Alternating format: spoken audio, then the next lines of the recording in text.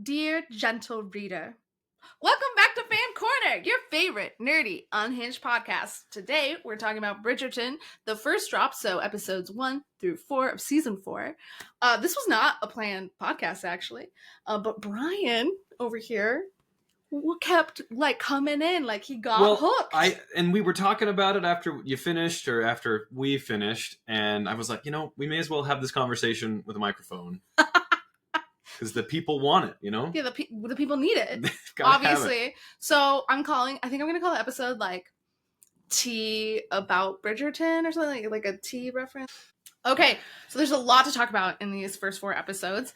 I'm so glad that you slowly kept sneaking over. He was playing his video game, but then, I kept catching him, dee-dee-dee, not really playing. I don't know, the more ridiculous things they say, the more you just kind of be like, come on. You're like, how do you not recognize her? Okay, so before we get into the main couple, though, our Cinderella story, which, by the way, I was so excited about that when I found out. You love a Cinderella story, don't you? Yeah. Everyone's like, oh, that's happened a million times. It's like, yeah, because it rocks. All stories have happened a million times. Yeah. True. And also, okay, who doesn't relate to, the whole socioeconomic reach? Yeah. Well, the Cinderella vibes are... it's inspired by at best. Yeah, it's not all a direct. And then it's I think what's beautiful about all Cinderella stories, though, is there's this element to a Cinderella of hard worker but a dreamer. Mm-hmm. Cinderella has the audacity, no matter how hard her life is, to look up, and I never get tired of it, no matter how many times I see it. Yeah, no, I think it's very relatable, and I think we all imagine ourselves that way a little bit. Oh yeah, a little bit, and not maybe in everything in life, but in elements of life. We all feel like our jobs have a little drudgery. Hey, when we're scrubbing floors, yeah, come on, you're telling me you don't sing Cinderella song? When we, literally, you were doing the dishes the other day, and suddenly you're singing "Wish Upon a Dream" or whatever that song's called. I don't know what it's called. The Cinderella. You're so cute. But before we get into the main couple, because if we get into that, that's all we're going to talk about, and I'm going to rail against men. And you got some feelings. Huh? I got some feelings. It would just be an hour of feelings. Although speaking of, this will be spoilery. If you've not watched the episode, please do not, the episodes 1 through 4. Do not watch this. For the love of God. Get out of here. Go watch it. I came across a spoiler before we started. Thursday at 1 p.m.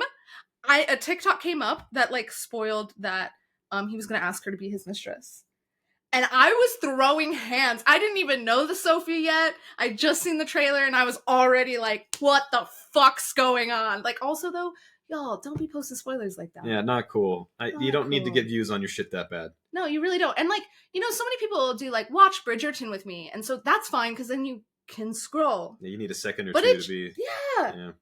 It being the one sentence. Party foul. People have jobs, okay? Yeah. No, yeah. We didn't finish it until Saturday morning. Yeah. And I wanted to stay up late. I know. Even then, we were still up until after midnight because of watching it. So. Yeah. Yeah. No, some people actually have to work for a living. Next time we should start pounding shots of Coke, so we can stay up longer. Go for some more energy. Yeah. Oh, that makes it sound like cocaine though. That doesn't sound good. Coca-Cola. The soda pop. Okay, but so before we get into them, let's talk about everyone else. There's a lot of everybody in the show. There's a lot of everybody. I think we should talk about Lady Bridgerton first. Violet Bridgerton. Violet. The real, true, beautiful romance of the season, I think. I really like Violet. So I've seen season 1. We watched season 1 for me all the way through. Yeah. I haven't seen any of 2, I haven't seen any of 3, and so then this is the first that I've seen since season 1, whenever we watched it last year or whatever. Love Lady Bridgerton the whole time. She has this energy about her. She understands how to wield power in a way that's so fun to watch. She thinks outside the box, and people are constantly underestimating her. And then it's boom.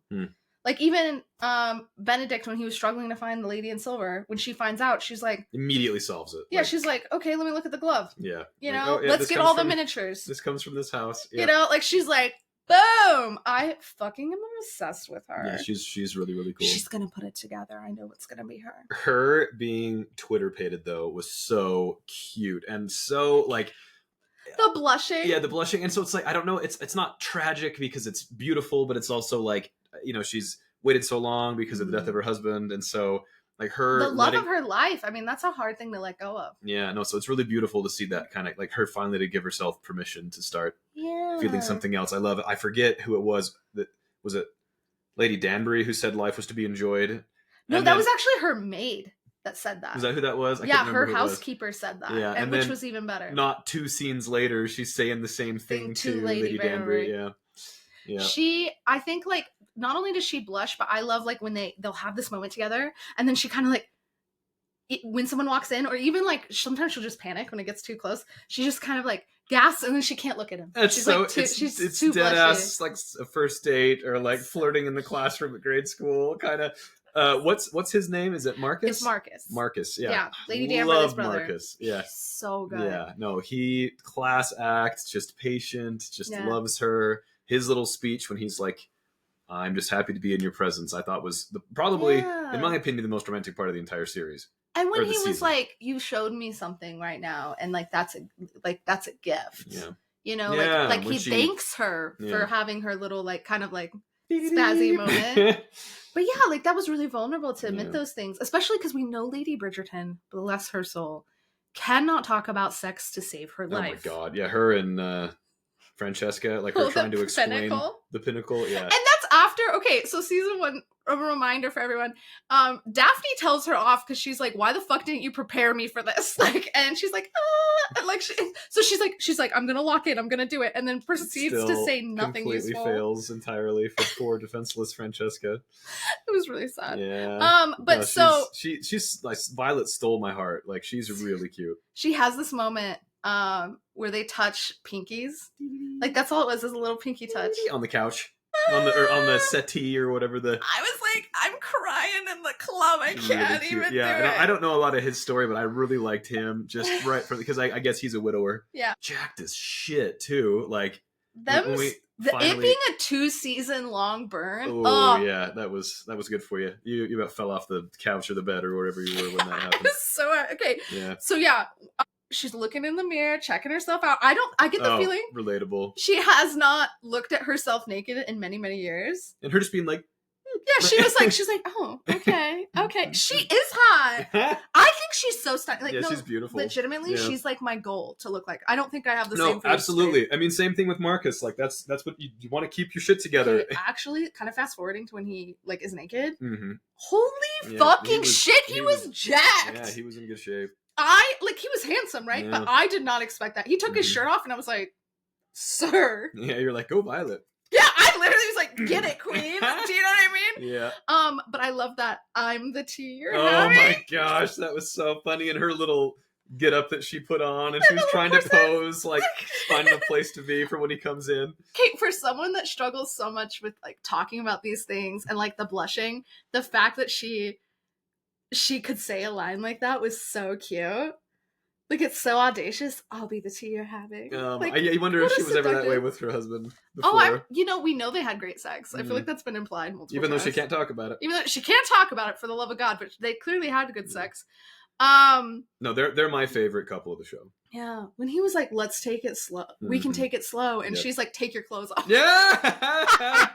I screamed at the TV. Oh, what a tiger. She's so amazing. Yeah. I hope they can find ways to be with each other more where like, it had to be this whole elaborate ruse. Yeah, I don't know what that looks like to happen legitimately. I don't know what the mechanism is. Where she's a widower, I do think she could get remarried. But maybe kind of the thought is not wanting to like, she'd have to give up the Bridgerton name. Oh, yeah, that makes sense. So it's not as simple as just like, oh, we fell in love and we're not married, so we can just get married and that's it. Like it's the mechanics of it are more complicated than that. I mean, in terms of the things she'd have to give up, she'd give up her place that she currently holds in society. And I think, she's the one that's running the household. And then also her children, multiple of them are still unmarried. Hyacinth, and then little Gregory. Was his name Gregory? Yeah, the guy that had his first shave. Yeah, the little kid. That's a big day, I'll tell you. That is a big day. I mean, we're kind of a far way off for her. I mean, could she marry him? Absolutely, but it just would change what her life looked like. The expectation would be she would move in to his home. She would take his name. I mean, she's identified as a Bridgerton now. Well, yeah, Bridgerton's an important name. Almost her whole life. Not that whatever his last name is isn't important, but Yeah, but it's just like the show's called Bridgerton. Yeah, it would cause an identity crisis, right? Like that's why I would never change my last name. Like this idea of just erasing yourself. She identifies very clearly with the Bridgerton household and with being Lady Bridgerton, like controlling that big of a household. Kate last season when she decided to let Violet remain the head of the household, I mean, it was powerful because Lady Bridgerton's fucking good at it. She's a powerhouse in her own right. Mastermind. For real though. I think also do have to say that not only is it beautiful because of her own happiness to watch her come into this, and that, yeah, it's the romance of the season, but it also, I think, is key. Her loosening some of her intensity about society's rules and like being willing to risk, because that's what she's doing, right? Sleeping with someone that she's not married to. Like there's a risk there of scandal. I think her being willing to have those risks is what's going to make her more open to the Sophie situation in the second That's fair. half of the season. Yeah, no, she's having her arc at the same time so that can land in a satisfying place. Yeah, because otherwise I think the scandal would shock Lady Bridgerton to her core. Certainly the Lady Bridgerton of season 1. Yes. Yeah. Exactly. Still love her. You know what? Let's talk about the mates. Let's talk about Varley. Let's talk about your notes. Get it, bitch. Written out in big letters. It's a loose outline, okay? Okay. You didn't want to forget to say that, okay? No, I didn't want to forget it because you know what? Varley, like, secured that bag, queen. Yeah, that was badass. I guess maybe there's been points at which we maybe would have empathized more with Lady Featherington. I think, it's interesting because, like, I think we're supposed to have some redeeming quality in just that she was trying her best to protect her girls. For her kids, yeah. But she is still a dick. Yeah, no, the way she treated Varley, like, any goodwill that she had was immediately erased. I mean, and I think it would be awfully generous to assume that she had some kind of a master plan or something other than, like, I think she just was being a dumbass. Like, I don't think there was some other motive there. Oh, to, like, get rid of Varley? Well, like, or to have Varley go be a spy. Oh, no. She would have told Varley. Yeah. Right? Like, they've told each other everything over the years. They didn't need to, like, publicly... Yeah. I don't know, like... I mean, you think about it. Varley helped her forge letters to Mariana. Was it Mariana? In the first season.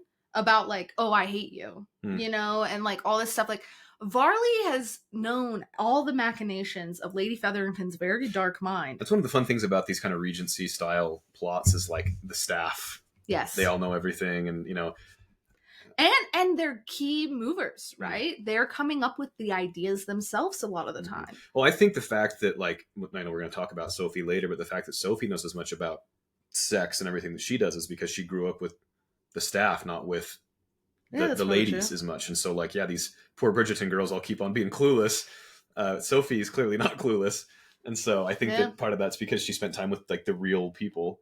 Yeah, actually, that's probably true. Because even just them having to cover up scandals for the households, you would learn things, from visitors coming or from whatever. But Varley, we're having the maid wars. And Varley goes to Lady Featherington and is like, hey, girl, the wages have gone up in the last 20 years. Yeah.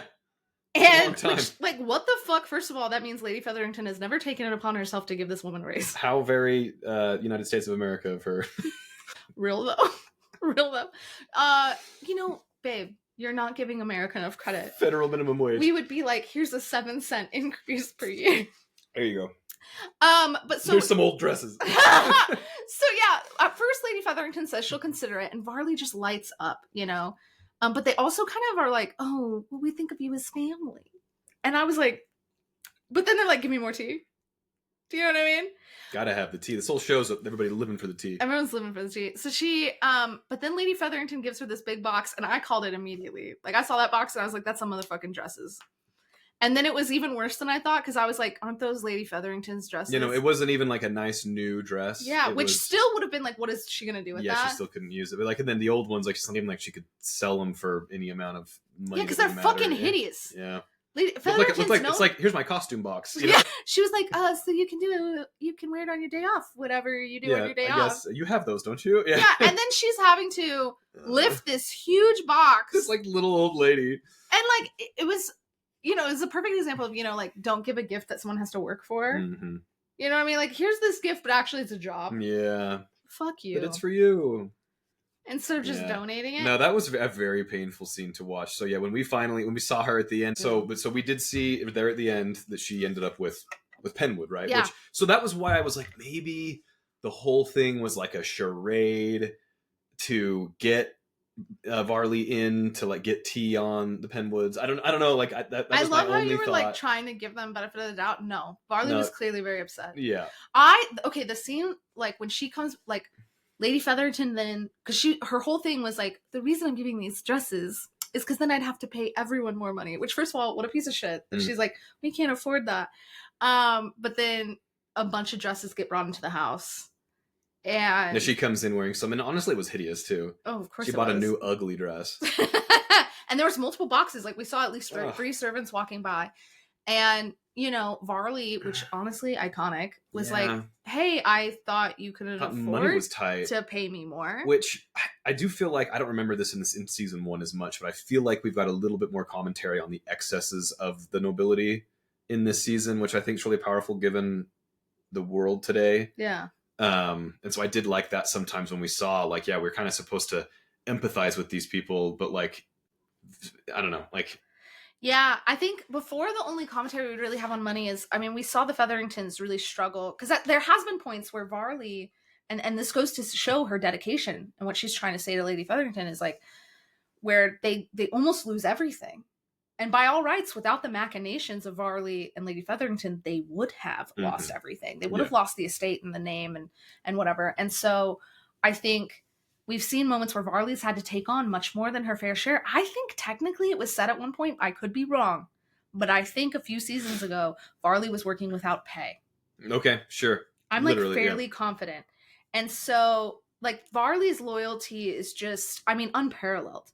Right? Because it's a job. Yeah. And then, but Lady Featherington being like, didn't we discuss that family doesn't talk about money? Which is like such... Bitch, I don't, like, I'm not in your family. I work for you. Yeah. Also, talk about, okay, even if she was part of the family, though, what the fucking manipulative is that? Yeah, like, she's trying to have this real conversation, and instead you're just, like, manipulating her. And then I didn't expect this to happen. Like even I was shocked, and I hate Lady Featherington. I was shocked when Varley was like, I've had other offers. When she was like, well, then maybe you should take them. I was like, that did not just happen. How could you be so conceited? I don't know. Like, and honestly, so ungrateful. Is she just so sure of her place now that Penn's as important as she is? Is that maybe what it is? And so she doesn't think she needs loyal help because she's just set up? I mean, yeah, her daughter being Lady Whistledown and bringing in the money and the Bridgerton name, right? The Featheringtons used to not get invites to everywhere, including it was hard for them to get invites to the Bridgerton household. And now she gets invited to places and she gets whatever. And that is something her daughter's done for her, but I think it has made her cocky. That's kind of what I think the theme might be there. And so she feels even more above Varley, even though Varley has been doing, I mean, everything. Yeah, the only reason that Penn even got where she was ultimately because of Varley's help, right?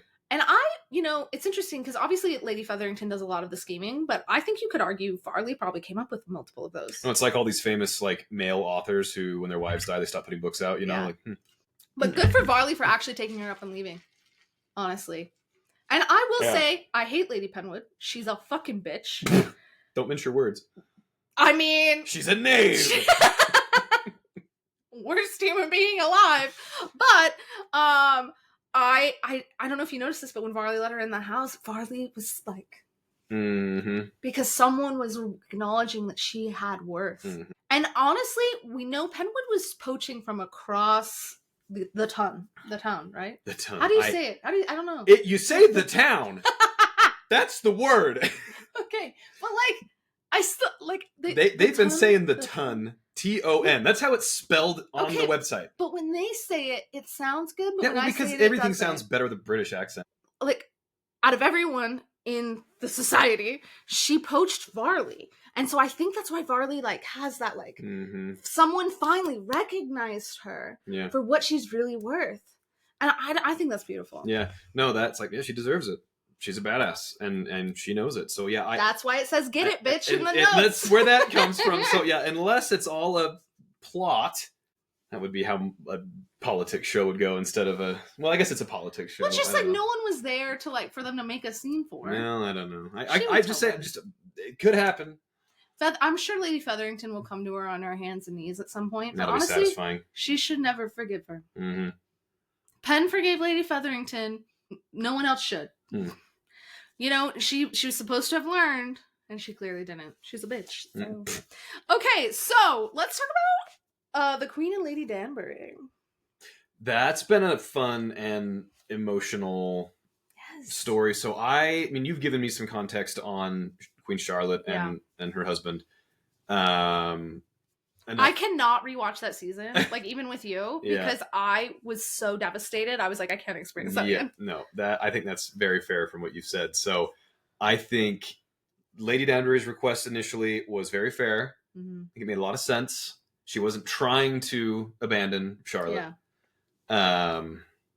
Anyway, I know you love that scene. It's like your favorite scene of the entire. Okay. That's like such like of episode 1. That's one of the best scenes. It might be Danbury, the best scene. Like I think we both. I mean, I don't know what I thought was gonna happen. Oh, this beautiful speech, this impassioned, like totally like, just reasonable. Like I'm still gonna visit you. I want to go back to my land of my ancestry or whatever she says. Yeah, my ancestral home. Ancestral home. It was so stunning. It was so like clearly well thought out.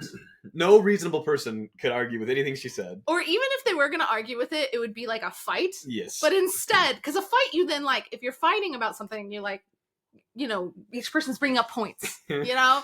But instead, the Queen was just like, no. Just like, that was it. No. Yeah. Well, she is the Queen. Yeah, she is the Queen. And it was funny. So funny. I think I almost fell off the couch. I think I was doing Legos or something at the time. I think I dropped whatever I was building. I think that was one of the first times the show really, you were like, what is happening? Like, even you were like, LOL, what just happened? That was really funny. Yeah. But I think what's the guy's name? The little... Brimsley. I wanted to call him Bigsby. Brimsley's impassioned, like, you know, asking Lady Danbury to help and everything was really powerful. Brimsley loves the Queen so much. It's really beautiful. And I do think the Queen is remiss to not notice those things. Mm-hmm. I think that's the perfect example again of how I do think sometimes the people in power, you know, the Queen's like bored that Lady Whistledown's writing about the maids shortage. Yeah. The maid wars. Oh, she's always looking for the tea. Like she doesn't care about anything else. Yeah. Even though really they are the tea, right? Mm-hmm. Because entire households are falling apart. Parties are getting almost canceled, different things. And she's just like, LOL, Brian's really Apple Watch just threw up a thing that was like, loud environment, please protect your ears. Is it because of how I laughed? I think that's probably why. To be fair, it only does it at 90 decibels, which isn't very, I mean, that's not that bad. Okay, I'm feeling called out right now. It's fine. That's pretty funny. Screw Apple. They're like, this bitch is way too loud, actually. Can you be quieter? There's no way that just happened. It's never done that before, and we've laughed really hard. So I don't know what that's about. Sorry to those of you at home. Maybe it's like the like decibel. I don't know. Mm-hmm. I don't know. That's really funny. So like the Queen, like not realizing how much Brimsley. I mean, technically in Queen Charlotte, he's very involved in that love story, and then how much he does for her. She'll never know that the reason Lady Danbury, because I don't think she would have done it on her own. Right when they have their big fight, I don't think Lady Danbury would have come back on her own accord. Mm-hmm. Because she's a very stubborn woman, too. Yeah, no, and she didn't know. Like, I don't think it would have been anything, like, malevolent on her part. I think it just to her, it seemed like the Queen was just being really mean. No, yeah, the Queen was mean to her, and I think... Especially after that. Well, I don't know, because I guess the conversation happens later where she calls her subject. Yeah, it is later. But, like, it was so... Like, Lady Danbury's right, too. Yeah. Both are right, and honestly, if the Queen doesn't want to be a man, she needs to say that, and she eventually does. But the Queen will never know that Brimsley was advocating for her. Yeah. You know, and I think that goes to show she just doesn't notice these things. Like, she's like, oh, why is Lady Whistledown writing about this? We don't even have maids in the palace. And he's like... We have 200 of them, or whatever it was. Actually, I was lower than I would have thought, though. Was like it for 192 or something? Yeah, and I was like, really? That's I don't know how big those buildings are. But to actually have the category of just maid, not like... He might have even gone through and listed off a couple of different categories of help, and it was... I don't know. I don't remember, but it was a lot, but yeah, maybe less than you would have guessed. But yeah, Lady Danbury comes back to apologize, even though she doesn't really have something to apologize for. And the Queen is like, I'm your queen. And Lady Danbury is like, sorry, I forgot my place, bitch. Which, iconic. I'm your subject. But the Queen's standing up and being like, I'm sorry. Mm-hmm. I shouldn't have said that. Mm-hmm. And she just clearly means it so much. Incredibly emotional. Yeah, and she says the instant regret. Yeah, no, immediately. Like, and I mean, of course, she's not used to being argued with, so like that would be kind of a new experience. But when she explains what she's feeling to Lady Danbury, that was really like it made it all make a lot more sense. Yeah, don't leave me. Mm-hmm. What am I gonna do when he dies? Yeah. Oh my god. What would happen when he dies? Do they have kids? I don't think they do. No, they do. They do have kids, but they're not in the home. She'd be Dowager Queen, so it would change her life. But I think more it's the grief of losing him forever. Even though he doesn't have lucid times, and so she doesn't get to experience that, more or less. Sure. I still think there's, I mean, the way she loved George and loves George is just unparalleled. I think it's the strongest romance in all of Bridgerton. Okay, sure. I like you and your one solitary tear going down your cheek. Their love story isn't so bad, but like even like her love story with Lady Danbury. Yeah, their bromance is really cute. Them understanding each other and knowing where they came from and stuff, because like, yeah, of course the queen, she's powerful in her own right, and she always has been, even before she was queen. Yeah, she's a badass. She's a complete badass. So I think her acknowledging that she's messed up, her talking, there's no way she would do that to anyone that wasn't Lady Danbury. Mm-hmm. You know, her one true friend. And I don't know, it's just No, that level of and there's a line that she says to, and I've forgotten her name, but her friend who she sets up to be the new lady in waiting. I almost called her a bridesmaid, and that's not the right word. Lady in waiting. She says like, you'll never forget that she's your queen, but sometimes you'll talk to her like she's not. Yeah. Or something along those lines. Yeah, Alice is her name. Yeah. And I think that sums up exactly what her job was. Like it's like your job is to be her real friend. Yeah. No, so there's this is taking it way back. I'm going to quote some stuff and I'm going to mess it up, but there apparently there was an office of a person called a naismith whose job it always was at court was just to say no and to be negative and to poke holes in things. Oh, really? I mean, like back in the day? Yeah, I'm quoting someone who's quoting something from like a TV show or something. Okay, so you're like, I have no idea. So I don't know if it's true or not, but that somebody who's kind of there to blind spot check you, even when no one is supposed to talk back to you. Yeah, it's a really valuable thing to have. Yeah, lady in waiting. I mean, it sounds like a weird term, right? Lady in waiting to me, I absolutely just assumed that those were ladies who were waiting to get married. Like that's kind of what I figured that's what that was about. And I was like, I don't know why they're hanging out with the queen, but like I guess they're there to learn. I don't know. So they because technically lady in waiting, that's what Sophie is for the Bridgerton girls. So they help them get ready, they brush their hair, they turn down their thing, like, but it's an intimate position, like someone doing your hair. Professional best friend. I don't know if anyone here watches Jesus Christ, what's it called? Gilded Age. I love Gilded Age. You do love Gilded. I love Gilded. One of her ladies in waitings betrays her in a very deep way. I won't spoil it, but it was very emotional for her. She's like, this woman did my hair by the end of the night, because they're undressing you into your just like your chemise. Like it's a very in your what? Like I don't know what they're called. Like, well, sure as shit isn't chemise. That's how it's chemise. Do you know what I'm talking about? CHEMISE. I swear it's in all old words. You can see the word, but yeah, I don't know what words you're talking about. I don't read these books. I've never heard someone say it, but Okay, in the comments, tell us how to say the weird underwear word that Rachel's trying to say. Everyone's like, what the fuck? I do this a lot because I read a lot, and to be fair, sometimes I even add in. And you put the sexy in dyslexic. The first time you told me that joke, I didn't get it because I was like, I know you didn't, and that's why it's beautiful. So, you know what's funny is we actually think it's from my dizzy disorder. Yeah, you're like mechanically dyslexic. Yeah, like it's like literally. Yeah. And so it can vary day by day how dyslexic I am because it's my dizziness. Anyway, back on track.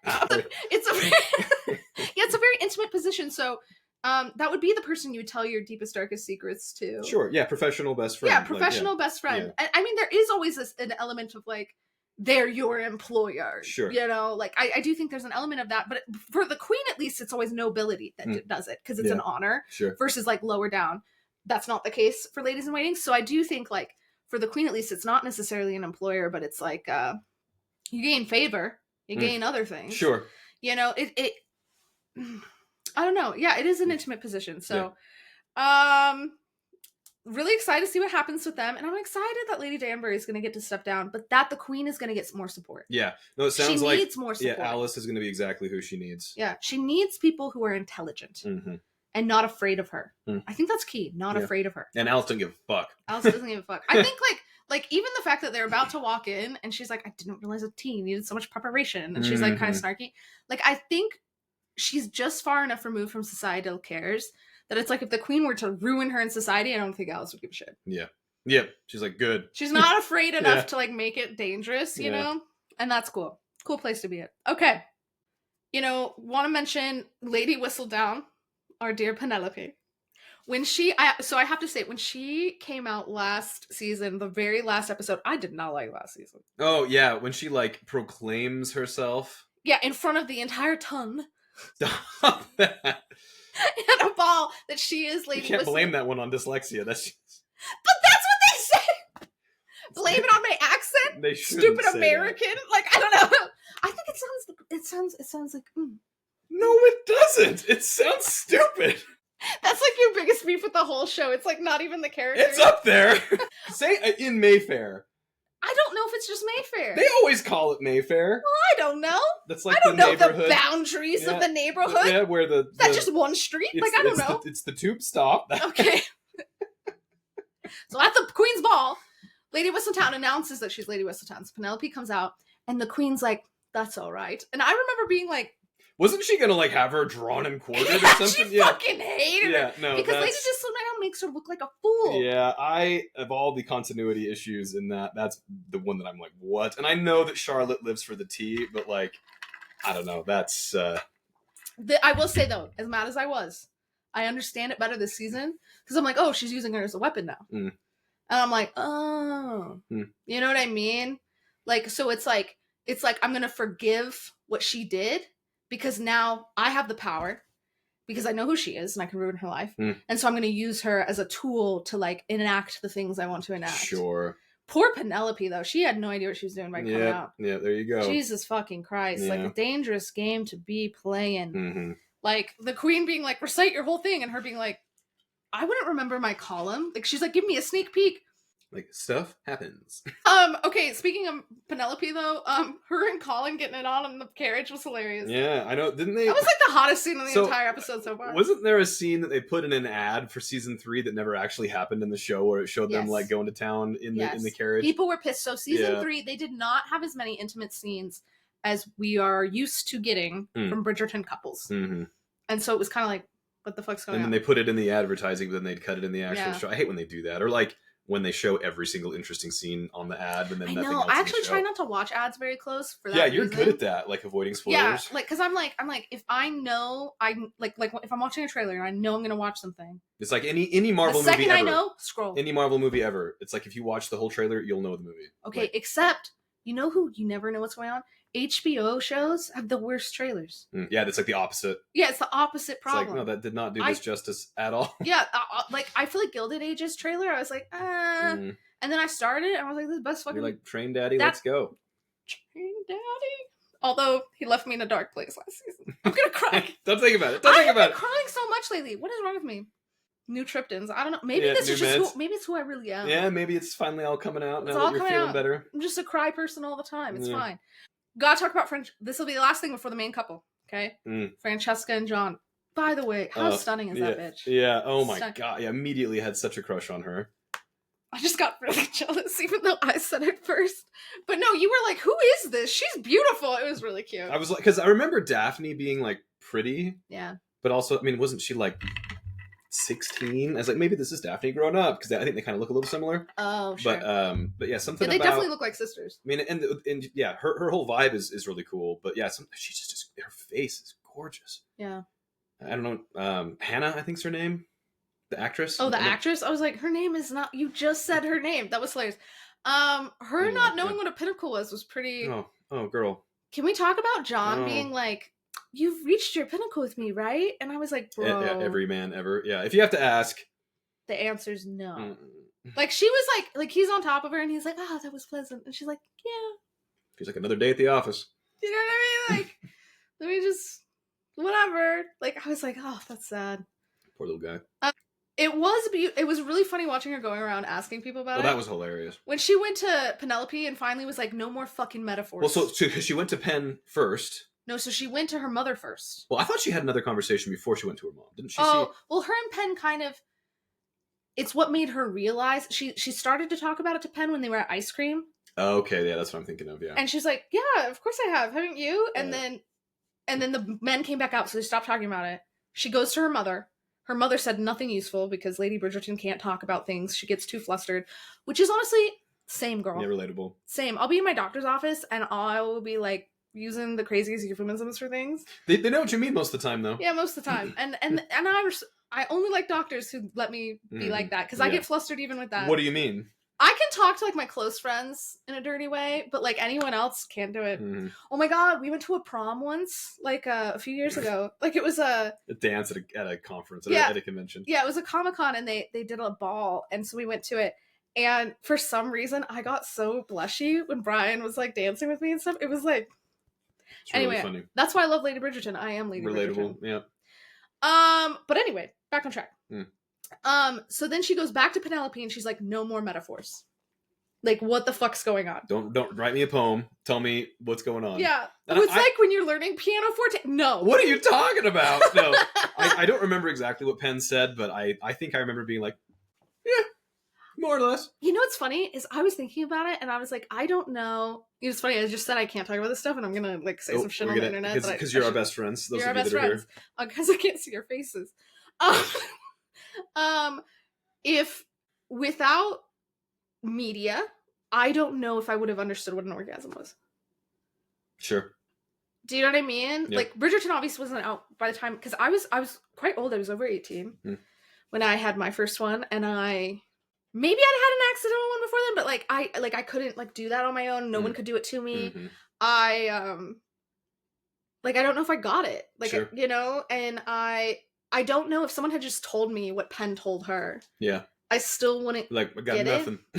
Yeah, like you know what I mean? Because it's like such a surge, you know, and just like, oh, it's really pleasant. Like I think sex can be really pleasant without that. So I understand that there's multiple different pinnacles that a woman can experience anyway. Sure. So it's like it's not even as simple as like there's this one thing that you experience. It's like it can come about different ways and feel different ways. Yeah, no, that makes sense. Yeah, so it sounds like poor Francesca hadn't had any of them. I agree with that. But yeah, even to describe what it is, it might not necessarily always convey exactly what you'd experienced. Yeah, if you had never read something that really like talked about it in a it's like right way, or seen, I'm not saying like porn, but like, you know, seen like a not closed door scene. Yeah. Yeah, you could read the textbook definition, and it's yeah, you'd be like, "What the fuck is that?" Yeah, hormones surge or what? Yeah, you might. I actually don't even know if I know exactly what biochemically happens during that process. I don't either. But yeah, anyway, I felt really bad for her because I was like the way it was described to her, I was like, I still wouldn't get it, and I could tell I still wouldn't get it if I lived in that time period. I'd be like, what? Because like there is so many pleasures that you can experience that are way less than that pleasure. And so, like, I could see you thinking that's the thing and never having the thing. Like watching really good TV. Yeah, it's pleasurable. You know? Like, you know when you get, like, little butterflies when you see a hot guy on the screen? You might not know what I'm talking about. For me. Or a hot girl on the screen. Yeah. That's fair. I gave you a dirty look first. I say, meanwhile, I'm literally reading a book. It's called The Wolf King. And I, like, swoon every time the male character talks because his voice is He's got a Scottish accent. Although, yeah, who's not a slut for a Scottish accent? I don't know if I knew that about myself, because I guess I hadn't been exposed to that. Where have you been? Not in Scotland! Well, so, British wore off on me, so I lived in England for 2 years. Yeah. So that wore off on me, and actually, a lot of the time I find it quite annoying, because they don't sound like these people in these shows. Well, yeah, this is very, like, Regency British accent, yeah, that's nobility British accent. Not how it sounds today. Now, there are people that sound quite nice and quite posh or whatever, but that's not the majority. Irish and Scottish, though, but it's very hard to have that not sound quite melodious. P.S. I love you, that he has an Irish accent because he's from Ireland. Mr. Gerard Butler. Yeah. Oh, that's good. That goes, oh, we should put that on the Valentine's Day You're not going to watch P.S. I Love You, because it's not... It's so good! I watched Bridgerton with you. And you enjoyed it. You wanted to watch it. Okay, but like, so we gotta talk about... We're very off topic now. Francesca fakes it. which was so we had so I thought it was going to be that she got there because I did too. Because in the first scene, or I guess we've seen them in bed a couple of times. Yeah. And like I didn't see her. She just had like nothing going on. I didn't see her put on any type of act, and then she wasn't even like really breathless. Yeah, you know what I mean? No, in the scene immediately post the conversation with Penelope, where it seemed like she got it, she's like moaning his name and stuff, and I was like, oh, good for her. Yeah, and like, all she needed to do was figure out what it was, and there it was. Well, they also talk about, can we be a little more frisky? Kind of. Oh yeah, so she should be feeling more free. Which was funny because John was like, icon. She came in. Actually, I'm going to talk mad shit on him. She came into the sitting room and she tries to kiss him because she's trying to understand this feeling. And, they break apart because someone else comes in the sitting room.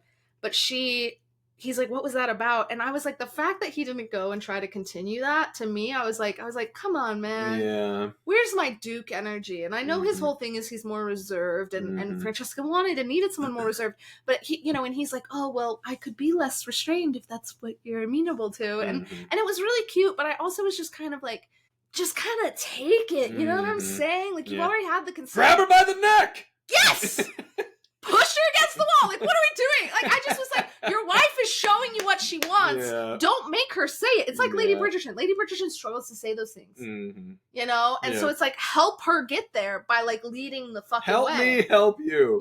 Anyway, but she like fakes it, and then he's like, it was funny because I thought she came too, and so I was like, he's like, oh, you don't have to perform, and I was like, has he never seen a woman orgasm before? And so he's just annoyed that she's making noise. Right. That wasn't what it was. She had faked it, but he's like, we're perfect the way we are. It was a beautiful speech. It really came around in a nice way, even if he is a bit of a moron. But for me, I was kind of annoyed because I was like, I feel like you could figure out the things she likes with you though more. Do you know, like? Yeah, I think them starting to communicate. You could work on your skills, because I'm thinking he's been with some women outside of this. Oh, well, yeah, he's a man. He's a man. They were at that like man clubhouse thing that they were at, and they're all talking about mistresses. Like, he's been with someone else. No, I think that them beginning to have communication will lead to that. Except for the fact that she's gay. Yeah, which we'll find out very soon, I'm sure. Otherwise, I think otherwise it would, though. Yeah. Well, and even if she is, I mean, maybe she's a little bi. Maybe he can get there. Fair, yeah. There's a mechanicalness to it. So I don't know. Put in the work, man. Use your tongue. What are we doing? Also, maybe he just needed to do it longer. Like that's kind of the thought I had. She was like, it was pleasant, like what he was doing to her. But then I think she felt the pressure, and so she needs to get out of her head. But like, I was like, if he kept doing it, she might come. Monica's 7 spots on the drawing. The androgynous zones from Friends. Yeah. 7, 7, 7, 7. Anyway, I'm like, not to like completely talk mad shit on this guy's skills. That's kind of how I feel about it. I'll give him benefit of the doubt. I think he'll figure it out. But yeah. The fact it was beautiful. The fact that he tried so hard to reassure her, I think, showed that he's got the right intention. No, that's true. I mean, it is true. Yeah. I just hope he also works on it. Gotta put in the reps. Because like, maybe she can't ever come, right? I know that can be a thing. But I mean, I feel like he could figure out some stuff. No, I think it was fair for him to be like, if she's in her head and he puts her at ease, and then like maybe that would have worked, and it's like, no. Yeah, no, totally. Okay, so now we're going to get into the main couple. Oh my god, we're so excited. Maybe we should save this for next episode. Why did we do that? Just to make you miserable. I'm so excited. Okay, so I think there's so much to talk about here. So let's first talk, because episode 1 will start with Benedict before we learn more about our girl Sophie, our Cinderella. Let's talk about Benedict as a person, before we get into the relationship between the two. What do you think of Benedict? Well, so before any of that, how much have we seen of him in the previous seasons? I mean, we saw as he started experimenting, being male and female. We saw that in the first season. He really started getting kind of into an underground scene because he's an artist. Okay. At some point, he really lets go of a lot of the art, as we saw this season. He just kind of, it's an unfinished thing for him. But we saw him originally doing, like, he was painting a lot of nudes at these whorehouses. So they weren't whorehouses, but I don't know, orgies? Yeah. Parties, yeah. But we see him go both ways. I think he had a relationship with a woman, I think last season. I saw it in the recap, but to be honest, I completely forgotten about it. There's a lot of people in these seasons. With a married woman, maybe? Or like a... So I guess... It was an affair. So I think consensus is he's kind of a piece of shit. A lot of people really like him. A lot of people like a lot of weird characters, so I don't know. Like, I mean, he's... the art track thing was really fun. I think it was really fun when he was like, I want to be an artist, and he's working so hard on it, and like trying so hard. I love that. Would that have been, in this society, would that be viewed as strange, or is that normal for... the fact that he was like doing... I think the art classes he ended up taking put him in circles that were maybe a little unsavory. You know, where they're... But like, I guess for like gender roles, I guess, like, would it have been weird for a man to want to paint? No. Yeah. No. Okay. So like, yeah, there's not a reason for him to be shameful about it. I guess it's like he says, I'm the second fucking son. Yeah. I'm the expendable son. Anthony has a lot of pressure on his hand, but Benedict really doesn't. Sure. He is running some things while Anthony is in India right now. I think the little efforts that they have to like try to show what business would be like during these shows is so funny. Like, will you approve this loan? Yeah, of course. I don't know. And then his little guy's like, no. Like I was like, this bro could clearly do the job for him. Oh, yeah. You know what I mean? No, it's like, it's all Fugazi. But I think at the end of episode 1, I remember coming away being like, I know that they need to put him in a place so that he has a satisfying arc. Sure. But I remember being very annoyed that he was our main character. I was like, this is who we're going to follow all season. I'm going to get really sick of it really quick. I liked him more than I liked Anthony, because Anthony puts his mistress out on the street, and I've still, to this day, never forgiven him for that. But Benedict is interesting, because we start with him, he's carousing around, doing, not art, just fucking people, honestly. That could be art. And drinking all day long, sleeping all day. So I guess drinking all night long, drinking all day. So his mother is pissed, because he's missed a lot of family functions. They're finally all getting back together. Francesca's come back down from Scotland. And so she fucking Lady Bridgerton, man, pushing past everyone, the valet, like, desperately being like, no, it's dirty, don't come in here. And she just, like, busts through the door anyway. And then there's a girl in his bed. And I actually, you know what's funny is I was like, oh, I'm surprised I was surprised we didn't have a man in there too. Because I think that would have horrified Lady Bridgerton, because she wouldn't have known that was even a possibility. Yeah, that would have been he probably would have had a heart attack. But I was like, oh, good, there's only one girl. And then there was another girl on the set day. Three's a party. And so she's like, oh, I was like, where's your chaperone? Yeah, chaperone, as if. That was so cute. And then, so Benedict comes back home, and he's like, you know, it's a little embarrassing. And she's like, you know, she mentioned something about his mistress, and he's like, oh, it's not my mistress, it's just some girl. And she's like, that's even worse! Because it's just these one-night stands constantly. Like, he can't even commit to something long enough for it to be a mistress. I thought that was fucking hilarious. That was really funny. But also, part of me, like, I think it was frustrating, because I was like, I'm not saying you shouldn't get to party. Like, sure, yeah. How old are we supposed to think he is? He's in his late 20s, probably. I don't really know for sure, but I'm assuming. But he doesn't, I think what was frustrating for me is I was like, why is your room that messy? All you're doing is drinking and not really taking care of the household. And it's not even because he's in love. Anthony was in love with his actress. Now, that being said, he throws her out on the street, and I still never forgive him. I'm going to keep saying that because I can't get over it. Words to live by. Seriously. Putting people on the street and making them homeless is unacceptable. Bare minimum.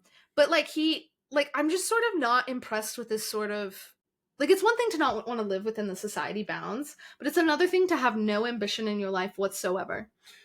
Yeah, like, are we supposed to think that because he's a second son, he just, you know, feels like, oh, well, I guess, like, I'm, like, picked on because he's not the main character? Like, I don't know if there's supposed to be something there with that part of his identity, but yeah. So I think maybe the problem is, and he says this when he meets the lady in silver, Cindy, he says, like, he likes to stay in shallow waters because they're warm, because they're pleasant. And she's like, yeah, but only for a little bit. You know, that'd be boring, the monotony. And she calls him out on it. So I think the problem kind of is, like, he's like not wanting to push himself ultimately. Yeah, he's never had to. He's never had to, and he's like, so why bother? It's very unattractive to me. Yeah. But then for me, where I got really pissed off is the fact that even after his mama called him out and caught him in bed with 2 women and saw the state in which he keeps his house, that he then still chose to be 2 hours late to the ball that she was throwing, which is a big deal. This is the first time Lady Bridgerton has hosted the opening ball. This is honestly a really big deal for her in terms of society. That's an honor, right? That's a big fucking deal. And if the queen hadn't shown up, it might have looked really bad on Lady Bridgerton, right? Which is why Danbury fights so hard for the queen to show up. So I think I found myself really frustrated that he not only sneaks out to get a drink, and then he's like, oh, I can't sleep with you tonight because whatever. And the guy's like, oh, we can do it quick. But then he still didn't bother to make it quick. 2 hours. Bro. Yeah, cool. I really struggled with that. Yeah, that was hard. Yeah, they started him at rock bottom here in terms of priorities. Yeah, they did. Which then, I mean, to a degree made his eventual acts of occasional kindness hit a little harder. Yeah. I do think Benedict is a very kind man. Yeah, I think that you can tell that he's not happy living that way, even though he is. And so I think that's kind of the key, is that it's not like fundamentally who he was changed. I think he just grew up a little bit. Yeah, I think his conversations with Sophie really help him. Like, yeah, immediately. She's like, I think he struggles with empathy. He's kind, but I do not think he's empathetic. Yeah. Like, he doesn't take the time to think about what something would feel like for others. So it takes Sophie when he's like, oh, you're not like other girls. And I'm so glad she called him out on that. That was iconic, because that is the most annoying thing a man can say. You're not like other, so you hate women? Get the fuck out of my face. And she's like, what does that mean? And I was like, yeah. I was like, I know I live this bitch.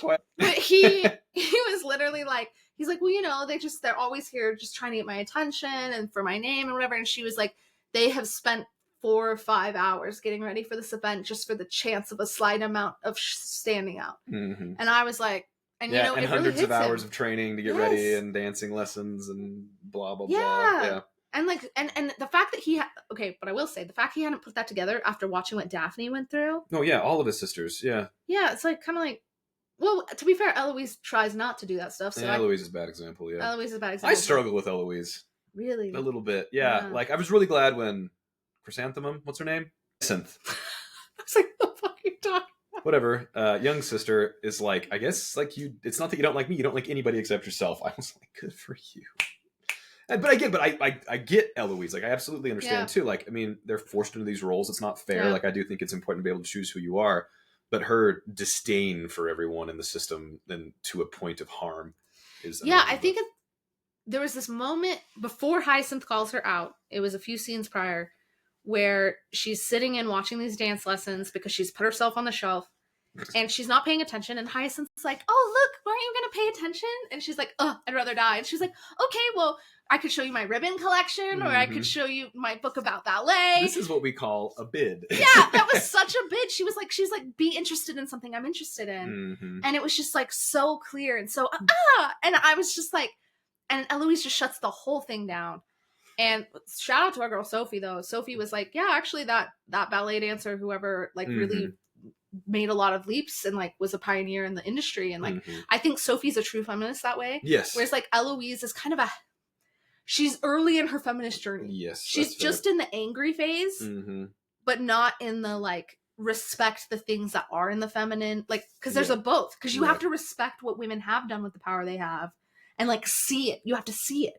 And she refuses to see it. Yeah. You know what I'm saying with that? No, totally. I didn't mean to get us off track from the happy couple. That was a good talk. Yeah. So speaking of his character, I love when the Mrs. Crabtree calls him out and is like, first of all, there was that excellent discussion of consent. Yeah, which was really cool to have. Be in a main franchise show. Yeah. Like really powerful. You're in a place of power. She has to say yes to whatever you are doing. Yeah. And the question is, did she mean it when she said yes? Not did she say yes? Yes. Yeah. And I was like, that's such a good fucking discussion to be having. But then also she said, you deserve to dedicate yourself to something. Do not let this lady be just like one of your paintings, because he gives up on art. Yeah, never finishes it. Yeah, he's like, I'm not good enough. If you never finish it, nobody can ever say it wasn't good. And you can't fail. And you can't fail if you never finish it, because you always can say, well, I was going to, that wasn't the finished product. I was going to fix it. Blah, blah, blah. Yeah. So I don't know. Yeah. I don't know. If you don't take the fucking risk, you can't fall. Finish the painting. Yeah. Like it takes a lot of vulnerability to put yourself out there. And that's what he's not doing. No, so there's an author I like in ways, I don't need to get into all the details, but basically the consensus is that the experience of moving around and dating around and sleeping around is like, that is an experience. Yeah. And it can be cool. Like living in new places, meeting new people, experiencing new people can be really cool. But that is one experience. Sure. Versus if you commit to a person, if you commit to a life, there are so many experiences that you could not have unless you do that. Sure. different experience. Anyway, yeah. Yeah, like, one night stands tend to take on the same tone. Yeah, yeah. Like I'm sure one's great. I'm sure that Yeah. really makes you feel cool. But by the 15th one, do you feel as cool as you did the first time? And Yeah. you know, yeah, I don't know. Lady Crabtree. Yeah, icon. Yeah, him. I'm obsessed with her. Lady and Mr. It's probably Mrs. and Mr. Mr. and I Mrs. don't think Crabtree. she's actually a lady. Yeah, That was so I was my like, bad. because he's not a lord. No, that was my bad. But no, steal the show. They're so funny. They're like kind of like quietly interfering with the budding romance. Hey, so I don't know if anyone else caught this. Okay, but Mrs. Crabtree is like, "Are you seeing what's happening when the kite thing's going on?" Yeah. And Mr. Crabtree is like, "They're flying a kite." Yeah. Or no, he literally just like, "Yeah, it's a kite." And she's like, "I know what a kite is." And that was so funny. He's like being purposely obtuse. Yeah, even though that kite scene was so dumb. I hated it. We'll talk about that. Anyway, but like when Sophie finds him swimming and he's buck ass naked. There's a lot of butts in this season. There's half the season. So you don't have to see the dick. Yeah. You know what I mean? Which no one needs to see that. You know what I'm saying? That's too much. Not on screen. But he's swimming, and Sophie says that the reason she had walked by the water is that Mr. Crab told her there was a lake nearby. And wink. I know. Like, I'm like, did he know he was doing that? Like, Mr. Crabtree's like playing little matchmaker. Yeah, he knows what he's doing. You know, even though that being said, Mrs. Crabtree's right. Yeah. Like, that will ruin this little girl's life. Dangerous. Yeah. And so anyway, okay, but when they meet, so at the ball, Sophie's looking up at the chandelier, just in wonder, and she's just beaming. And it was so beautiful. It was really cute. And that's what draws Benedict into her, you know? And that's what I'm saying with Cinderellas are dreamers. Yeah. Do you know what I mean? Yeah. Well, that's beautiful. They have this, like, zest for life that I feel like normal people don't have. Yeah. That's what sets a princess really apart. I'm not a princess. You gotta have that riz. Yeah. So Benedict comes over. I loved his suave way. He like... Oh, yeah, the dance card move. Oh. Yeah. Yeah, he's listening, sees some guy shoot a shot, fail horrifically, watches her shove hers up her glove. What a power move, by the way. Like, that was the slickest way to say no to a man I've ever seen in my life. And then he slicks in and is like, "Oh, look what I found. I found your dance card and my name's on it." You know that, what's that movie with Glenn Powell and Sydney Sweeney that you like? And she like needs to use the bathroom at the coffee shop and they won't let her unless she buys and the line's really long. And so he comes up and he's like, "Here's your order, hun," or whatever. Like, you know what's funny is I don't remember what it's called, but it's basically Much Ado About Nothing retold nowadays. Sure. As You Like It. Wait, no. That's not it. That's not it. Oh, I love how I was so confidently wrong. I don't know. None of the names of these movies mean anything. I'll put it in the show notes. I do want to say though really quickly, I do not support Sydney Sweeney and anything she does with her life at all. I watched this rom-com before I knew who she was. I actually didn't really even know who she was. Came out long before that. She's a horrible human being, and the white supremacy she stands for is unacceptable. Back to regularly scheduled programming. But yeah, there's this sense of just like, let me save you from this guy. But like, he's shooting his shot too. Yeah. Them sneaking away. I love how even though she's a Cinderella, she wouldn't have followed Benedict in that moment had it not been for her seeing her, like, her stepmother, like, walking towards her in that panic. Yeah, so she had to run. Yeah, so it's like, run! Because, it is kind of scandalous. They're in this gazebo alone, you know? Like, and what a waltz, man. Yeah, dance lessons, huh? Romantic. It is romantic. It's cute. I was like, babe, we need to dance more. I love that the episode was called The Waltz. That was, like, so cute. And then... Okay, but I will say, when he goes to almost kiss her, I was pissed. Yeah, I know. Because it will ruin her. Yeah. Even being on the gazebo It's not even just dangerous. that you want more yearning. It's that it's a horrible life decision for everyone involved. It shows a lack of care for her well-being. Yeah. Luckily, he didn't do it. But what's interesting is when she is later a maid, I think this is a very interesting juxtaposition. He doesn't remember who she is. Like, he doesn't know it's the same woman. Doesn't know, so this isn't like just he's too far in love. When she is Sophie... Just Sophie, not the lady in silver. By the river, he kisses her. And I found myself a little pissed off by that because he knew to draw back when she was a noblewoman because it would ruin her. But he didn't know to draw back when she was a maid, even though it would ruin her, if not more. And he had just had his junk out. Yeah, so it's more scandalous, right? Like, he's wet and just naked. I was like, what? Like it was such the way you said that really cracked me up. But yeah, that was kind of an interesting thing. But For me, I think where it really got really interesting is episode 2. I loved getting into Sophie's backstory, so let's talk about our heroine. Let's talk about what we know about her. Because she's new to the season. Yeah. Well, we met briefly Lord Penwood. Yeah, before he dies in a flashback. Which I was immediately very taken by him. I thought he was cool. He was cool. So I trust him. I like him. But yeah, we kind of immediately understand that there's some questions about her birth, or her, whatever the word is, her heritage. So we don't know who her mother is. Yeah. At this point, we have one unreliable narrator say it was a maid. Yeah, which I feel like she has lied to her about other things. Mm-hmm. Like, I think she's in the will, which therefore she could be lying about the maid. Yeah, any facts that we have that have come only from Lady Penwood, whatever her name is, highly suspectful. I very much doubt the validity of. Yeah, that's valid. Yeah, so her father says, she clearly is illegitimate, right? Whoever her mother was, even if her mother ends up being nobility, which is something we were talking about as a possibility. It was definitely out of wedlock, because otherwise it would just be like, here's my daughter from my first marriage. Mm-hmm. Like, it wouldn't be a big deal. He wouldn't, ward was the word he used, which was him being careful, right? So wards, people would take on wards for all kinds of reasons. It can be a poor cousin, and you take on one of their daughters to bring them into society. Yeah, adoptive kind of situation. Yeah, it can be all kinds of things. So obviously, Lady Penwood clocks what's going on. Immediately sees it, Yeah, because there's a similarity between them as well. But I do think, like, that was him trying to bring her into society. He's training her like he's bringing her into society. He's making sure her heritage is hidden. Like, the fact that she doesn't call him father in public. Mm-hmm. Like, they are going out of their way to make sure that she can one day make a debut. So had her father not died, there's a very real chance she would have fallen in love with Bridgerton anyway. Speaking of... Yeah. How suspicious is it that this woman has had 2 husbands die?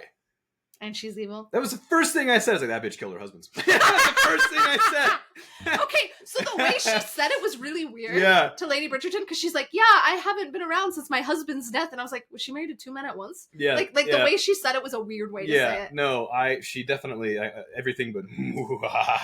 So I'm very sus of Lady Penwood. I do think the narrative's going to try to make us sympathize for her next half of the season. You really think so? Oh, yeah. We're going to be like sympathy for the devil. You better believe it.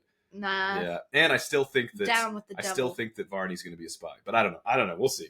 Barley. Whatever. She's not a spy. I do think though Lady Featherington's going to come beg for her back. That's fair. That is absolutely. That's gonna be if what she's happens. not a spy. She's not a spy, man. You're just like making up fan fiction at this point. There's nothing in the text. Anyway, it's compelling, and you know it. It's not compelling at all. That's why I'm calling you out. I'm all for tinfoil hat theories, but what the fuck's going on? Okay. I believe that maybe she did kill her first husband, though. Absolutely. I could see that. Absolutely. I don't know if she killed the second one, but she killed the first one. Killed him to death. I mean, we don't know that, but it seems a little suspicious. And she clearly has this weird... I almost wonder with the first husband if there was something... her first husband, Harry Potter. Oh, yeah, she's Cho Chang. I actually had no idea. I saw a TikTok. It was like, why is Cho Chang so evil now? And I was like, who is Cho... Like, I was like, what? Yeah, no, she's just... Like, I didn't put it together. Very jealous of Ginny Weasley here, Good I think. for her. No, seriously, yeah, that's really cool. God, it was really fun to see that actress get that big a job. A lot of the actors from those movies, I think, kind of end up struggling to get other roles if they start too young or whatever it is. So, yeah, that's kind of cool. Anyway, sorry. Still hate the character. Love the woman. Mm-hmm. But she... I lost what I was going to say. That's hilarious. We had just decided that she definitely murdered at least her first husband, maybe her second. So part of me wonders if, like, so she clearly has like a weird tick. Like, she clocks that little girl the second she's meeting the staff, which the dad skipping over her was the stupidest thing that's ever happened. Yes, like that was gonna make it more obvious. Not good. She's like, oh, and who's this? And he says Ward, and we watch her face fall because she puts it together immediately. I can't help but wonder. And then we see the graveyard scene where the dad's dead. She's sobbing. Stepmom's there, Lady Penwood, and she's like, yeah, things will definitely be different, especially for you. He didn't leave you in the will. Boom. And she's like, that's not possible, right? Sophie's like, that's not possible. He said he'd care for me, and we did see that. I do think he really loved her. Yeah. He specifically says he wouldn't have taken her as a ward if he didn't care about her. I don't think anything bad that happened to Sophie is because of decisions that he made. In fact, I think there's compelling evidence, and I don't think this is fucking tinfoil hat theory. I think this is actually a viable theory. I think that she's definitely in the will. And I think that's why she was kept on. So not even in the will, but she probably is the will. She's Seriously. supposed to be the heir somehow of like most of the money. Yeah, I know she can't inherit the title, but she can inherit all the money. Yeah, I think. You know what? Is it weird that Penwood only has 8 staff? It is. So weird. Maybe she can't use the money because legally it's not even actually hers. Maybe there's a fortune waiting, and Penwood's like kind of having to scrimp by. Although then her hiring all the hold maids. up, I got some things. I'm gonna cook with what you just gave me. Let that circulate. There's stuff coming on. Okay, so you guys haven't heard this argument yet because I was arguing with Brian about it earlier. But so she says, I'm gonna keep, but don't worry, I'm gonna keep you on as a maid. We know that she was kept on without wages because Sophie later says that to her, is like, you didn't do me any favors. I've not even been making money. So she's like punishing this prisoners little girl. With jobs. Yeah. She is punishing this girl to a weird level. Like she's doing, like, normally ladies in waitings don't scrub floors, right? I clocked that immediately. That's what makes the Cinderella. She's going out of her way. I wonder if that's what she killed the first husband. And that's a little more tinfoil hat theory. But if she killed the first husband because of something to do with a mistress. Yeah. Do you know what I mean? Like some out of wedlock thing. She clearly has a beef with little girls born out of wedlock. Okay. But then. Who hurt you?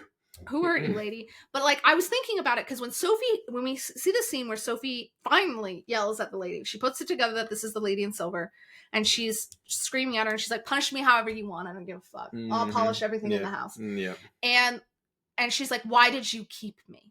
You know what I mean? You could have thrown me out the Sophie second said father that to died." Lady Penwood, yeah. Yeah, and like, and Lady Penwood. And she even says to Lady Penwood, because Penwood's like, "You stole." And she's like, "This is my house." And it's like, no, it's not. And it's like, literally, this little girl grew up in the house, which first of all, heartbreaking. Yeah. To then really be moved sad. into the servants' quarters, to lose all her belongings. Yeah. We saw her in beautiful dresses. She was like, probably had books. And even so, everything. when Penwood gets so mad at her, literally all she did was wear her clothes. Like, that's all she did. And just her shoes. Yeah, even just her shoes, and then a dress from the attic that nobody cared about anymore. I don't even think it was her dress. Yeah, it may not have been. Yeah, like it was in the costume box. Yeah, it was like that could have been like one of the ones that was inherited with the house. Like, I don't think anyway. Yeah. Okay. I feel like, why did she let her stay? It doesn't make sense. She clearly hates her. So you could, maybe there's a money issue, but I don't know. So if she hadn't been lying about the money, then she would have enough money to actually buy maids. She wouldn't need Sophie as a maid. So that doesn't make sense. They did the work of 4 maids. Yeah, they did the work of at least 4 maids. But then she got a housekeeper too, so I'm thinking it's more than 4 maids. So she sends, and she's like, "Fine, you're not going to work anywhere in the city again." So she really is going out of her way to completely throw this little girl out. And actually, I think it's attempted murder. I'm really glad that you didn't say the ton. Like, not to cut you off. I know you wanted to, but you said the city, and I appreciate that. You can't handle it. Not to undercut your point about attempted murder, which it definitely was, because she clearly wants her to die. She clearly thought that she was going to die, and if somebody else killed her, then it wouldn't be her problem anymore, and then she would be the inheritor. I think that's probably this. I think so too, and I think that's why she now has access to more money. Yeah. Because, okay, so I think her dad, no way he didn't write her into the will. Bull fucking shit. Yeah.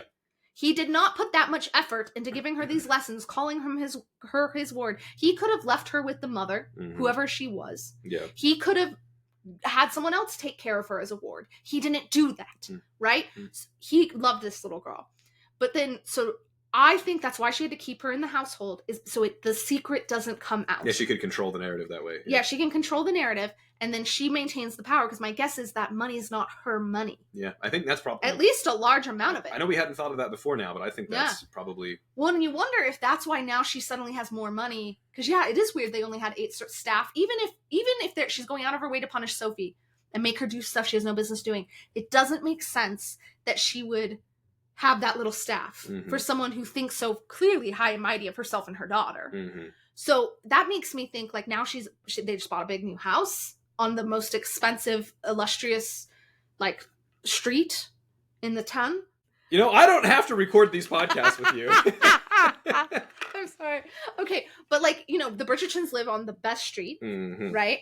And so, like, you literally, I can't help but think, like, and she's hiring all these people. I wonder if now she's like, oh, well, Sophie died.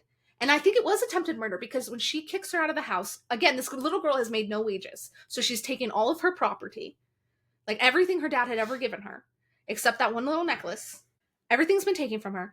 She made no wages all these years. So I would imagine 3 or 4 maybe So it's not even been very long that since she's lost everything. She's sent out without any recommendations. In fact, the opposite of a recommendation. She tries to poison her reputation. Yeah. The only reason she was able to get out of the city to get a fucking job is because one of the icon Posey. By the way, Posey. Yeah, mad love for Posey. Mad love for Posey. Lady Penwood being so bitchy to her own daughter. Yeah. No, and the staff doing a collection real quick, which again, none of them. I mean, if she didn't get paid at all, I bet the rest of the staff they don't get paid real well. That's true, and but they say it's probably only enough for a week in a boarding house. Yeah, a week's not a lot, and I know I'm not saying what the servants go through is nice, but we saw in the first season when they are trying to threaten that one little girl that's pregnant, they're like, "This is what your life could look like." Like we're talking very bleak choices, where she has no. Like, those skills that she has, like, she wouldn't have a way to use them. And so she just, I think it was attempted murder. Yeah. I swear to God. Yeah, no, Penwood knew that she'd have nothing. Like, nothing she could do. Honestly, it would be kinder. Now, our homegirl is able to get out of the city, but it's a fucking miracle. It would have been kinder to shoot her. Yeah, that's fair. Than how awful that life would have been. Well, and the first thing we do when we see her again is she's getting assaulted. Like, that's like so true, too. The next scene, yeah.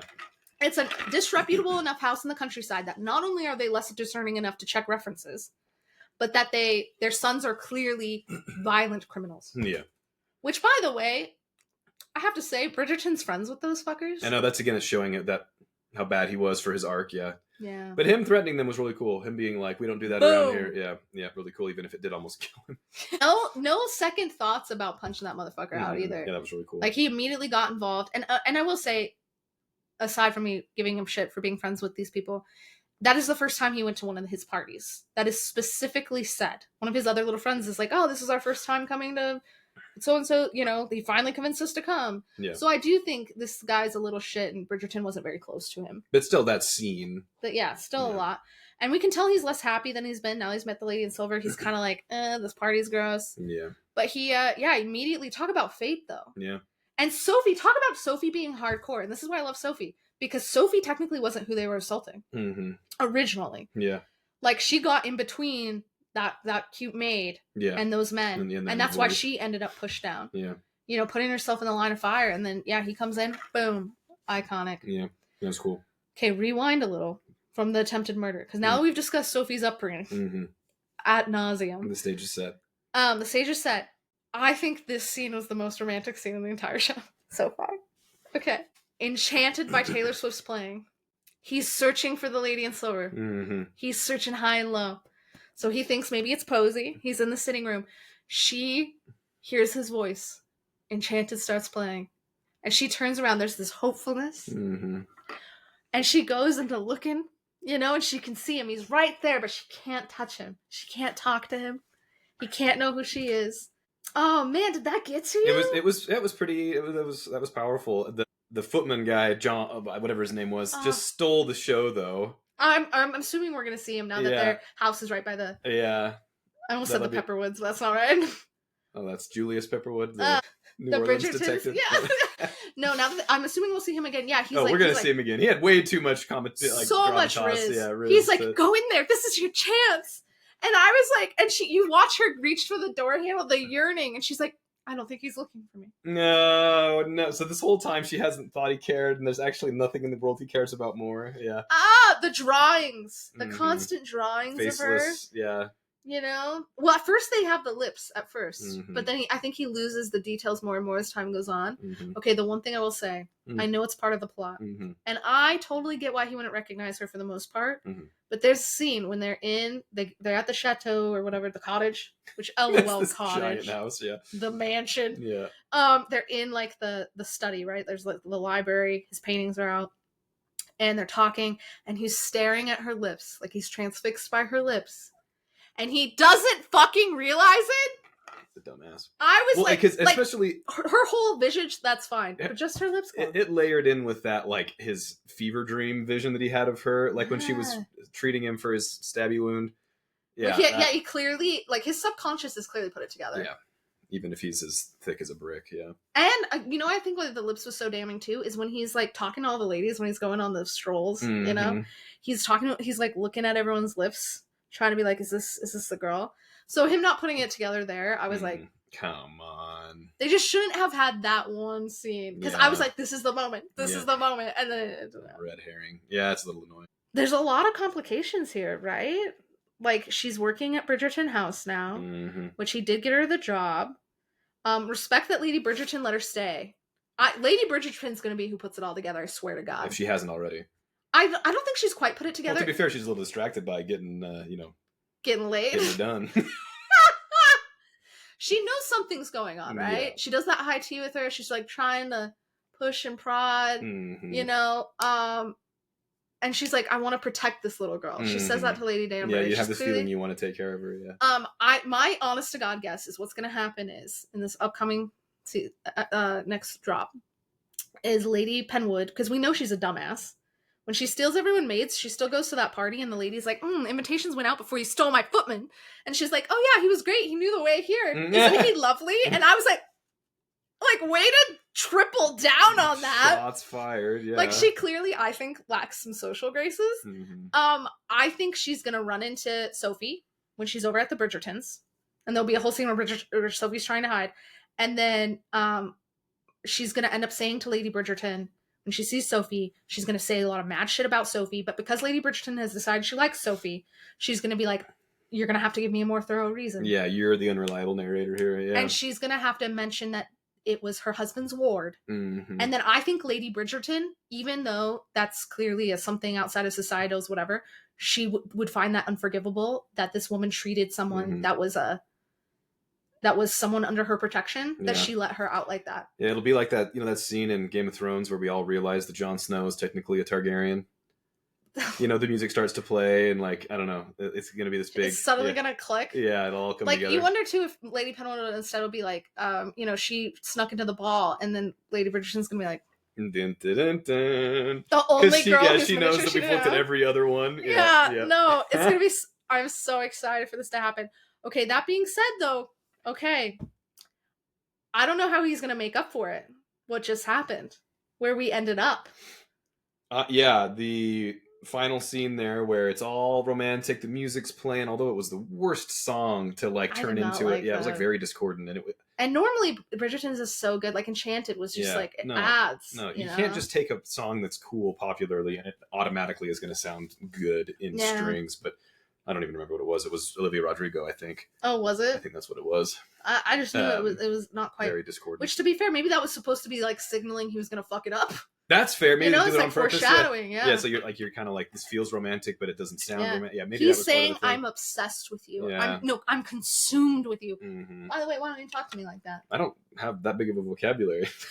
Are you consumed with me in lower vocabulary? Yeah. I am hungry for you. We gotta work on the delivery, That'll be good. We'll work on it. I'm consumed with you. All I can do is think about you. That's why I have to stay away. I can't handle it. Every room I'm looking for you. Be my mistress. Let me have you on the side. Actually, no, it was even more insulting than that, because he was like, I told you deserved more and I'm going to give it to you. And she smiles. Be my mistress. This is what you deserve. Be my side hoe. Well, and what's interesting is, so if she's his mistress, because I'm never going to get over it. Season 1, Anthony promises that woman, that actress, that opera singer, I will never hurt you. I will always provide for you. And then he kicks her out with no notice on the street. Yeah, not very much later too. Yeah. And he sleeps with her. So what I couldn't get over is he did it in the morning. So he clearly had spent the night, got his dick wet, knew he was going to do it, and then said, get out. And I was like, priorities. Holy shit. No, you have 30 days. Here's some money to set you up. Just, again, homeless. Overnight. Boom. Figured out. I will never forgive him. But so I think that goes to show how dangerous being a mistress is. I think Bridgerton, we see him see his best friend with a mistress. So, not to have sympathy or to give, I always want to call him Benadryl because that's what I call Benedict. Benedict, not to give him any benefit of the doubt necessarily, but his friend and his mistress looked so happy. They were so in love. It was so beautiful. And they were clearly just giggling and having a good time. And so I think... And those men say, we have to marry within our station, but not always love. Yeah. So it's I think he thinks he can do it and have it be a good thing. I think that he legitimately, I don't think he's trying to slight her. Yeah, I think he's just clueless. Like, I think he's stupid. I think if he were to think about, and I think what's frustrating about him is, yeah, it took Sophie being like, these girls did all this stuff, whatever, for him to start seeing debutantes as not annoying. Same, and not be just like, ugh, to them. It took Lady Crabtree being like, not Lady Crabtree, Mrs. Crabtree being like, at least you got the name right. You can't, before this, when we were talking, I called it crab cakes. Crab cakes, crab. I think there was a couple that even sounded worse than that. Crabwood. I could not figure out what it was. I was just like, I don't know, the crab one. Crabtree, Mrs. Crabtree being like, there's no true consent, even though she didn't use quite that words, but like she has to say yes to anything you want because you have the power. And we see him like he learns these lessons really well when someone spells it out for him. But I think I am frustrated because I agree. He thinks it's coming from a good place, but him not thinking through and explaining how he plans on making sure she would be safe in that position. I still think it's insulting, but him not even having thought that through, like technically mistresses at any point, there's no like legal recourse for them. There's not a contract. There's not a contract. And then she wouldn't be able to get a position ever again. Yeah. So she'd be in the same position. If he tired of her, if he got a wife, Anthony. He could absolutely intend to never leave, but he can. There's nothing you can do about it. And she would have no money to speak of. Yeah. And no home suddenly. That's an incredibly, and no social power from connections because she'd be eschewed. Yeah.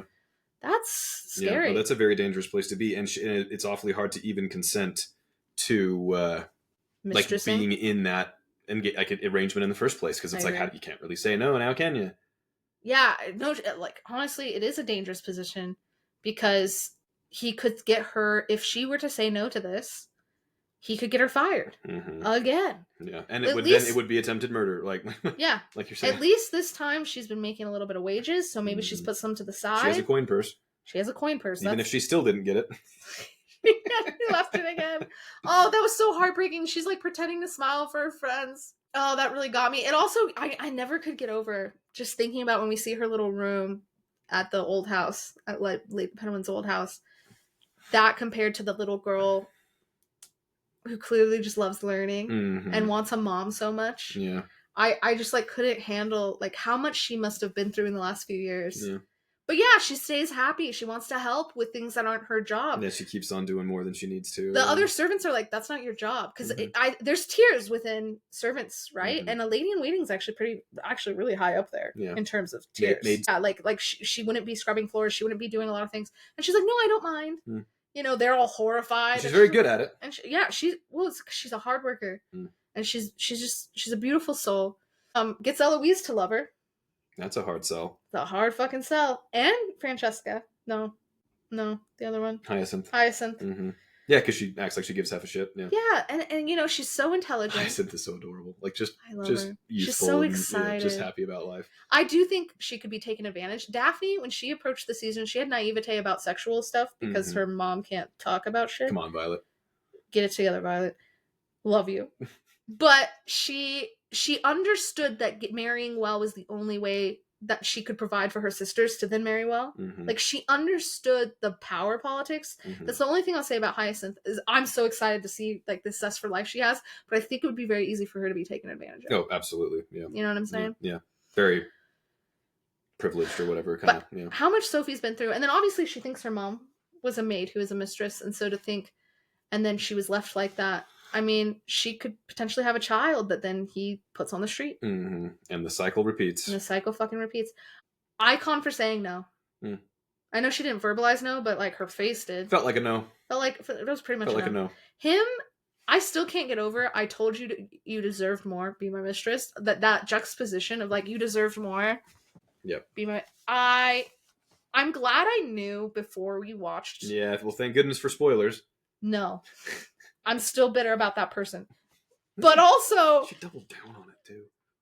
I think I would... Yeah, I made a TikTok talking about, like, guys, what do you mean you're doing spoilers? Stop it right now. And someone was, like, in my comment section was like, people can post whatever they want to. It's up to you to not blah, blah, blah, blah, blah. And I was like, it's been 4 hours. Yeah, this, like, I didn't even think you could have gotten through it that quick since it launched. Like, what the fuck are you talking about? Yeah. Like, what? Also, what happened to it coming out Fridays? Yeah, you know? All the stuff keeps sneaking up a day or two. Christ. And then I bet Netflix is going to suddenly get to where, unless you're on the super duper monarch tier, they're gonna they get it 2 days earlier than everybody else than all the proletariat. I have never said this before, but that's when I started pirating. Hey, yeah, arg, matey. Fuck that. Fuck that. You said that, and I was like, you're right. You know what? Let's go. Don't put that idea onto the internet. Yeah, sorry. Don't watch this, Netflix. No, video games do that now, where if you pay for the super duper unlimited edition, it's like you get it 17 hours early or something, and so you feel more superior than everybody else. That's horrible. You can pay to play, literally. I don't like it. Anyway, back on track. This is the only show I watched on Netflix. Actually, I watched Sandokan recently too, and that was that blew your little mind. Fucking amazing. Yeah. If you like Bridgerton, go watch Sandokan. Back on track. I have no idea what we're talking about. I think we're almost done. Yeah, we are almost done. We've been going for a minute. Maybe that's why we're whatever. Okay, I think so. We talked about how great she is. We talked about how we think it'll come together. We were talking about the mistress thing. Oh, I'm glad I knew, because otherwise I think I would have thrown something on the TV. And we were watching on my TV, so I'm glad that didn't happen. I scream out so much in these shows. Like when my Apple Watch gets mad at it. When Lady Featherington was like, then get one of those other positions, I was like, oh! Like, I was like, I did not see her. So I cannot imagine how it took me, because I found out Thursday. We watched the final episode today. 2 days and I was still mad. I'm still mad about it. I feel like I didn't throw as many punches as I would have thought I would, but I think if I'd been completely unawares, man, it would have been brutal. You may have had a heart attack. I might have. You may have just died. Yeah, I can't imagine. Because, you're rooting for them, you're rooting for them. I will say it also, this whole season has made me side-eye him. I'm like, you're secretly a piece of shit. Yeah, what's the catch? What's the catch? And, I want to see reparative action in the next episodes. Because he said that that's all she is worth, is being a mistress. And I understand whatever. You know what?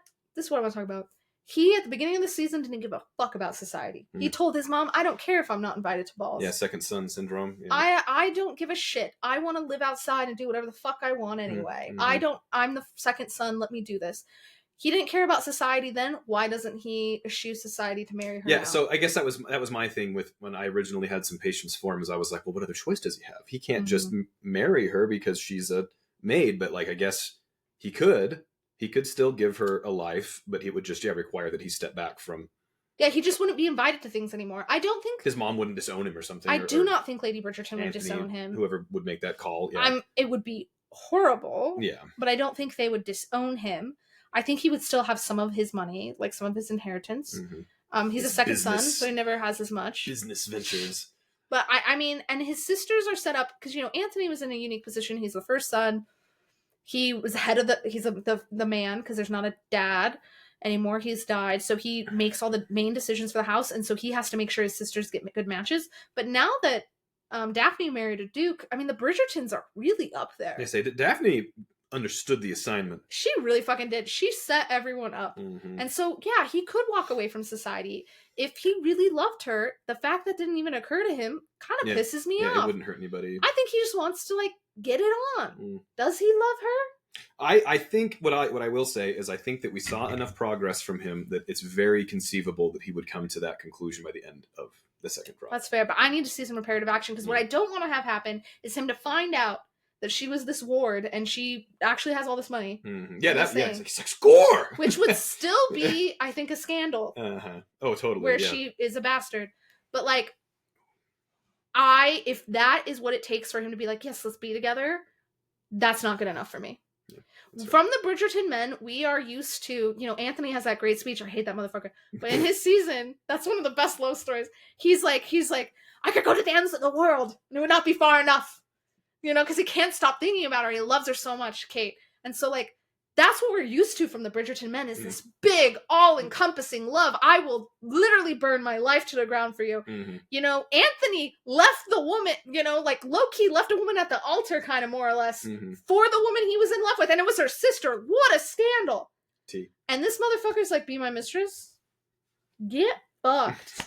I need to see big love. You know what I mean? I think it can happen. That's what you watch Bridgerton for. And Sophie is so cool. She deserves so much. Yeah, her incredible competence makes her very likable. I'm obsessed with her. Yeah. No, to be continued. To be continued. We love all of you. We will be joining you next drop, so that's February 28th. If you post spoilers day of, you're a jerk. What else? We will be doing, our next episode will be, in the meantime, will be about boggarts from the Harry Potter franchise. So if you want to stay tuned to that, put it in the comments what you disagree on, what you think reparative action could look How like. you're supposed to pronounce the weird French underwear word that. Watch that be right. Yeah, I'll admit I was it's wrong. Like throwing darts. Eventually, you have to hit the target by chance. Eventually, yeah. You know what I mean? Hey, how do you say? How did you say macabre? Macrobay. Macrobay. That's what it looks like. Okay, and also I was telling one of my girlfriends about that, and she speaks Portuguese and Spanish, which to be fair, it's a French word. But she was like, that's totally how you say that. 70 million Frenchmen can't be wrong, or whatever. She was somewhere. I was like, well, the dictionary did say like, and she was like, I don't care what the fucking dictionary says. Anyway, we love all of you. We're hoping you have a very great Bridgerton weekend. Let's absorb that tea. I might even rewatch it. You're definitely gonna rewatch it. Yeah, it's a long time till. Who the fuck am I kidding? I might color or do my nails during, but I'm gonna rewatch. But until then, have a very magical day.